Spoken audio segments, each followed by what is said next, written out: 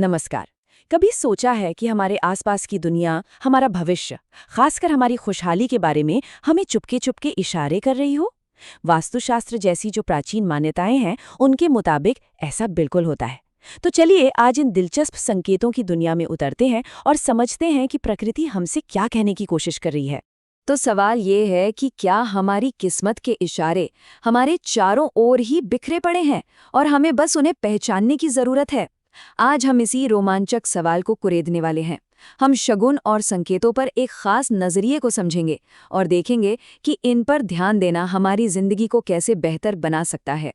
तो चलिए शुरुआत करते हैं घर के बाहर की दुनिया से। सोचिए, हम रोजमर्रा की जिंदगी में भागदौड़ करते हैं और इस दौरान कई छोटी छोटी चीजें होती हैं जिन्हें हम अक्सर अनदेखा कर देते हैं। लेकिन मान्यताओं की माने तो ये छोटी छोटी घटनाएं अच्छी किस्मत के बड़े मजबूत संकेत हो सकती हैं। अब देखिए, इसमें सबसे दिलचस्प बात क्या है। ये सारे अनुभव कितने आम हैं। जैसे रास्ते में कोई कुत्ता मुंह में कुछ शाकाहारी खाना ले जाता दिखे, या फिर सुबह सुबह कहीं गन्ना दिख जाए, घर की छत पर कोयल की मीठी आवाज सुनाई देना, या किसी किन्नर से आशीर्वाद के तौर पर पैसे मिलना। इन सभी को बहुत ही शुभ माना गया है। एक और बहुत खास संकेत झाड़ू से जुड़ा है, जो सफाई का प्रतीक है। कहते हैं कि अगर लगातार 5 दिन तक सुबह के वक्त कोई झाड़ू लगाते हुए दिख जाए, तो ये इस बात का इशारा है कि परेशानियां साफ हो रही हैं और माँ लक्ष्मी की कृपा होने वाली है। ये एक तरह से रिमाइंडर भी है कि अपने आसपास की सफाई हमारे मन की नेगेटिविटी को भी दूर कर सकती है। तो बाहर की दुनिया से अब चलते हैं घर के अंदर। देखते हैं कि हमारा अपना घर कैसे संकेतों का जरिया बनता है। इन मान्यताओं के हिसाब से हमारा घर भी हमें खुशहाली के इशारे दे सकता है, बस थोड़ा ध्यान देने की जरूरत होती है। हाँ, तो ये वाला संकेत तो शायद सबने ही सुना होगा, हाथ में खुजली होने वाला। ज्योतिष शास्त्र के हिसाब से अगर किसी पुरुष के सीधे हाथ में खुजली होती है तो ये धन लाभ का संकेत है, और वहीं महिलाओं के लिए उल्टे हाथ में खुजली होना यही इशारा करता है। कितनी मजेदार बात है ना कि ये संकेत जेंडर के हिसाब से बदल जाता है। और इससे पता चलता है कि ये संकेत कितने स्पेसिफिक हो सकते हैं। मतलब एक साथ एक ही जगह पर ठीक 3 छिपकलियों का दिखना, इसे धन की देवी माँ लक्ष्मी के आने का एक बहुत ही शुभ और काफी दुर्लभ संकेत माना जाता है।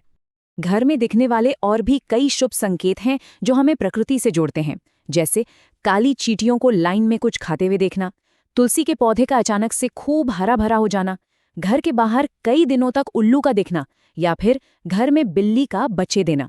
मतलब ये सब चीजें जिंदगी और खुशहाली से जुड़ी हुई मानी जाती हैं। अच्छा, तो बाहरी दुनिया की बात तो हो गई, अब जरा अंदर चलते हैं। मतलब हमारे अपने सपनों की रहस्यमयी दुनिया में। सपनों को अक्सर भविष्य के बारे में इशारे पाने का एक बहुत ही पावरफुल जरिया माना जाता है। तो अगर सपने में पीले या लाल फूल दिखें, लाल साड़ी में कोई महिला, हाथी, मोर या तोता दिखाई दे, तो इसे बहुत शुभ माना जाता है।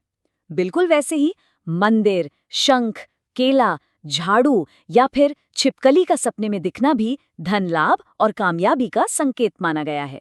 कभी सोचा है कि आपके सपनों में इनमें से क्या-क्या आया है? सपनों में खुद को किसी ऊंचाई पर चढ़ते हुए देखना, ये एक बहुत ही मजबूत संकेत है। इसे सीधे सीधे जिंदगी में तरक्की और आने वाली कामयाबी से जोड़ा जाता है। ये एक तरह से दिखाता है कि आप मुश्किलों को पार कर रहे हैं और आगे बढ़ रहे हैं। और अब आते हैं सबसे शक्तिशाली संकेतों पर, जो सुबह जागने के वक्त और उस समय महसूस होने वाली पहली चीजों से जुड़े हैं। ये वो वक्त है जो हमारी रोज की आदतों और सोच पर गहरा असर डाल सकता है और एक पॉजिटिव बदलाव की नींव रख सकता है। शास्त्रों में ब्रह्म मुहूर्त यानी सुबह 3 से 5 बजे के बीच के समय को सृष्टिकर्ता का समय कहा गया है। वैसे साइंटिफिकली भी ये समय बड़ा शांत होता है और फोकस करने के लिए बेस्ट माना जाता है। कहते हैं कि इस दौरान जागने से इंसान एक दिव्य ऊर्जा से जुड़ जाता है, जिससे उसकी रोज की आदतें सुधरती हैं और मुश्किलें धीरे धीरे दूर होने लगती हैं। ये एक अच्छे और प्रोडक्टिव दिन की बुनियाद रखता है। तो एक आदर्श शुभ सुबह कैसी हो सकती है? मान लीजिए आप ब्रह्म मुहूर्त में अपने आप जागते हैं, कानों में शंख या कोई शांत संगीत की आवाज पड़ती है, जागते ही पूजा में चढ़े नारियल के दर्शन होते हैं और घर से निकलते वक्त कहीं से अचानक पैसे मिल जाते हैं। इसे दैवीय कृपा का एक सिलसिला माना जाता है, जो हमें अपने दिन की शुरुआत ग्रैटिट्यूड यानी आभार के साथ करने के लिए प्रेरित करता है। तो आखिर में सवाल यही उठता है, ये सब शगुन है या महज इत्तेफाक? हम संकेत और प्रतीक के बीच लकीर कहाँ खींचते हैं? ये एक ऐसा सवाल है जो हमें सोचने पर मजबूर करता है कि हम इंसान अपने आसपास की दुनिया में मतलब क्यों ढूंढते हैं। शायद इसका जवाब हर किसी के लिए अलग है। आपकी इस बारे में क्या राय है?